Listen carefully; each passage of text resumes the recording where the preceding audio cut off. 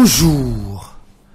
On a assisté hier au premier face-à-face entre les têtes de liste départementales de Dakar, de Manko Taxawu Sénégal et de Benno Bokk Yakaar. Vox Populi raconte la visite de courtoisie effectuée par Bamba Fall à Amadou Ba pour lui présenter ses condoléances suite au décès de sa mère.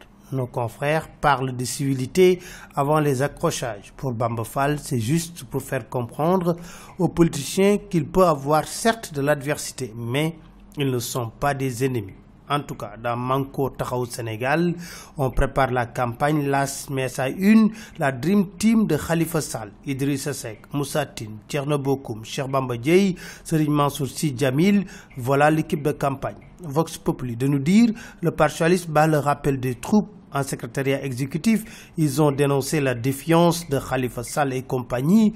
Pour eux, ces derniers ont délibérément choisi de violer les textes du parti. Parlant des investitures, dans Benno Bokk Yakaar, Serigne Mbaye Thiam déclare dans l'AS: les intérêts du parti ont été bien défendus lors des investitures. Bon, allez savoir.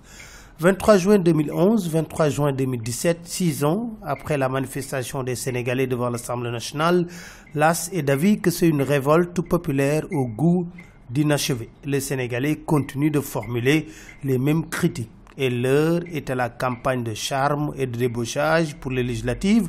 Enquête parle de transhumance de 7 responsables de l'acte vers l'APR. De quoi faire écrire à nos confrères.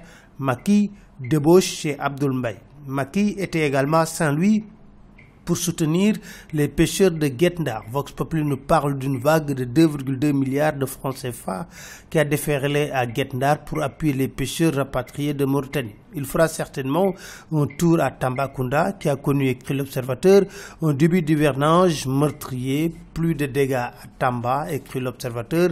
94 mm ont été enregistrés en ville et 150 à Boyguel.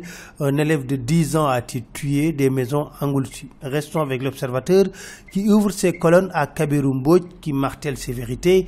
Il soutient que c'est par voie de presse qu'ils ont été mis au courant de cette plainte. Kabirou Mbodj occupe la une du quotidien où il déclare que la procédure date de 2012 avant de révéler qu'on a voulu même le mêler à des histoires de mœurs. Bref, on retient qu'il a été inculpé. Dans l'enquête, Mbagnick Ndiaye assène ses vérités sur la situation de la presse.